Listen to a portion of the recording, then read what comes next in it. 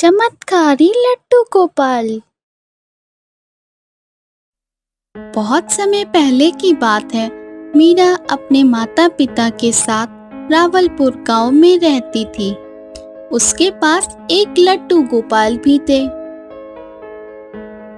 जिनकी मीरा और सरला दोनों पूजा करती थी।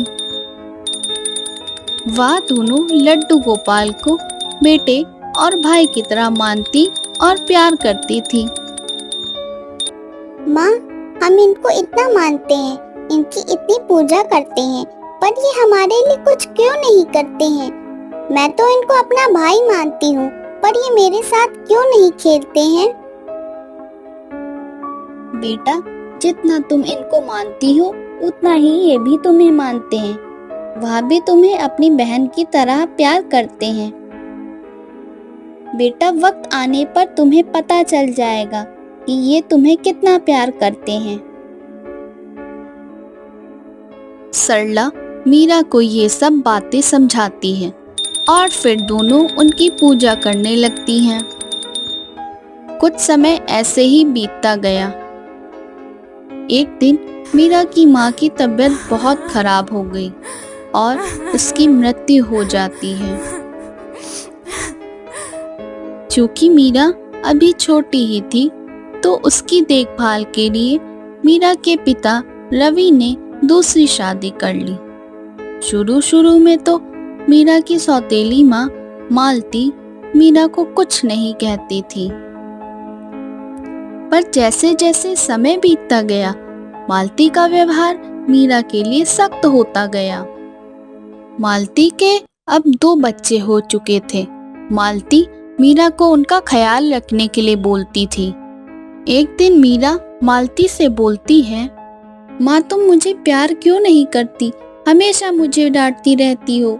छोटे भाई बहन को भी प्यार करती, पर मुझे क्यों नहीं करती हो? अरे जा रे, तुझे प्यार करूंगी मैं? तू मेरी सगी बेटी नहीं है, तू सौतेली है। मैं तुझे क्यों प्यार करूं, बता। माँ, मैं सौतेली बेटी हूँ, पर हूँ तो आपकी ही बेटी। अच्छा, मुझसे जबान लड़ा रही है, मुझे जवाब देगी तू? तुझे तो अभी बताती हूँ। मालती मीरा को डंडे से मारने लगती है और मीरा रोते रोते बोलती है, माँ, मुझे छोड़ दो, आगे से जबान नहीं लड़ाऊंगी कभी। आगे से मुझसे जबान लड़ाना भी मत, नहीं तो मार मार के भरता बना दूंगी तुम्हारा। मीरा अपने लड्डू गोपाल के पास जाकर रोने लगती है और उनसे बोलती है, भाई, माँ ने मुझे आज बहुत मारा, मुझे बहुत दर्द हो रहा है। थोड़ी ही देर में रवि भी घर आ जाता है। मीरा को रोते देख वह उससे पूछता है, क्या हुआ बेटा, तुम क्यों रो रही हो? माँ ने मुझे मारा है। मैंने मारा है ये तो बता दिया, पर क्यों मारा है ये भी तो बताओ। जिसने स्कूल जाने से मना कर दिया और बहुत बदतमीज हो गई है।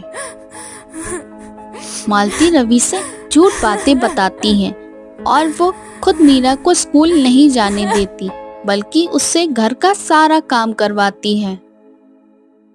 रोज रोज मालती मीरा को डांटती मारती और उससे घर का सारा काम कराती, और रवि जब पूछता तो उससे झूठ बोल देती है। कुछ दिनों बाद रवि का कार से एक्सीडेंट हो जाता है और उसकी मृत्यु हो जाती है। मीरा को जब यह पता चलता तो वह फूट फूट कर रोने लगती और अपने लड्डू गोपाल को बोलती है, भाई, आपने मेरे माँ बाबा को क्यों बुला लिया? अब मैं कैसे जीऊंगी? तभी मालती वहां आ जाती है और वह मीरा को मार मार कर घर से निकाल देती है। मनहूस कहीं की, निकल जा मेरे घर से। ये अपना भाई भी पकड़ और निकल यहाँ से। मीरा रोते रोते अपने लड्डू गोपाल को लेकर घर से निकल जाती है। भाई, अब हम कहाँ जाएंगे? कहाँ रहेंगे हम दोनों? मीरा लड्डू गोपाल को लेकर सड़क किनारे पेड़ के नीचे ही लेट जाती है और मांग मांग कर खुद भी खाती है और अपने भाई को भी खिलाती है।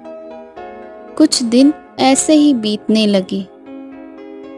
एक दिन जब मीरा उठी तो उसके लड्डू गोपाल वहाँ नहीं थे। भाई तुम कहाँ चले गए हो? अब तुम भी मुझे छोड़ के चले गए क्या?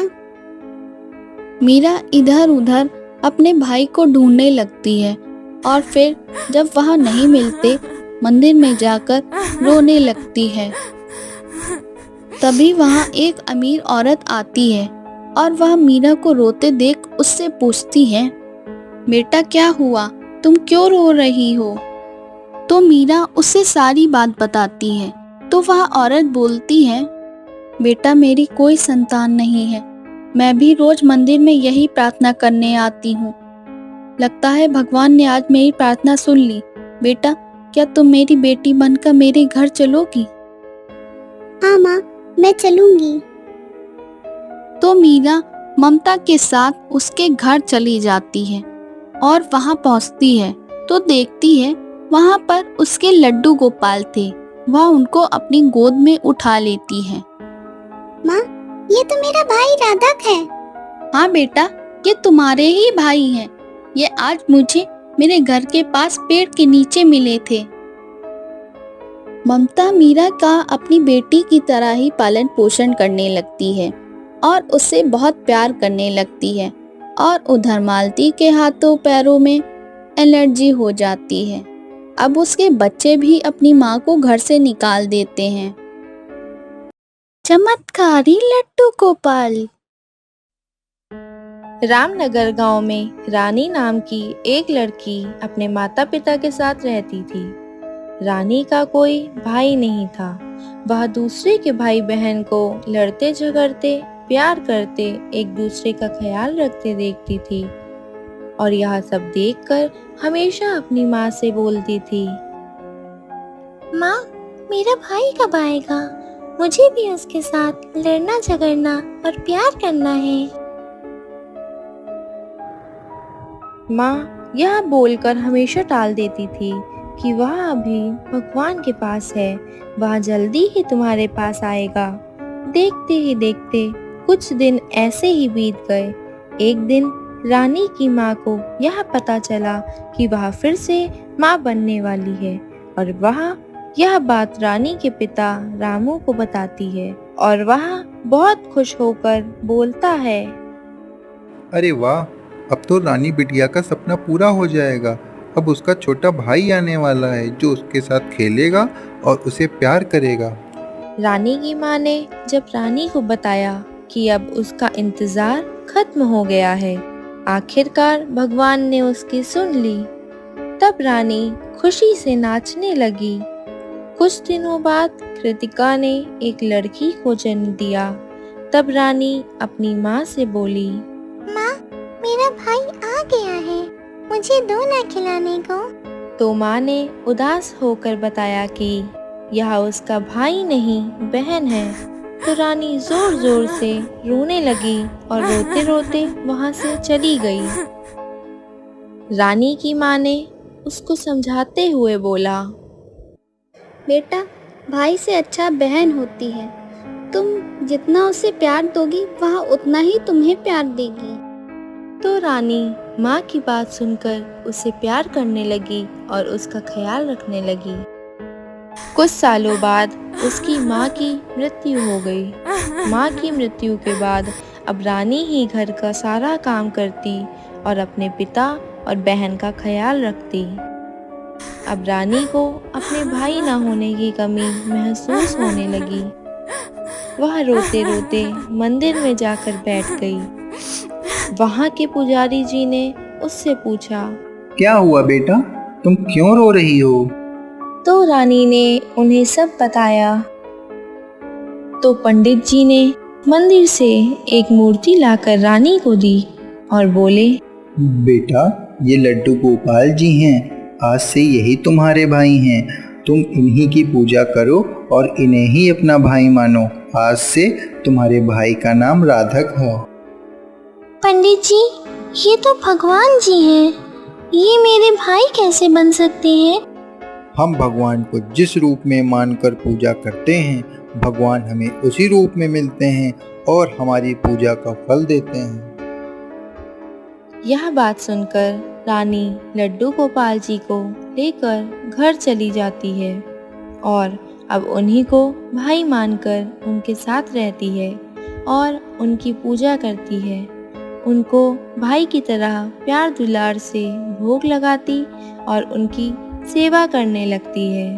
कुछ सालों बाद रानी की पढ़ाई खत्म हो जाती है और वह जॉब करने शहर चली जाती है। वह अपने भाई राधक को भी अपने साथ ले जाती है। एक दिन की बात है, जब रानी ऑफिस से वापस आ रही थी तो उसकी स्कूटी खराब हो गई। देर रात हो चुकी थी। वह पैदल चलते चलते अपने घर जाने लगती है। तभी वहां से दो बदमाश लड़के निकले। उन्होंने रानी को अकेला देखा। वह उसे छेड़ने के लिए उसके पास आने लगे। तभी रानी घबरा गई और अपने भाई को याद करने लगी। भाई, मेरी रक्षा करो, मैं संकट में हूँ। तभी वहां एक लड़का अपनी बाइक से आया और उन दोनों लड़कों को वहां से मारकर भगा दिया।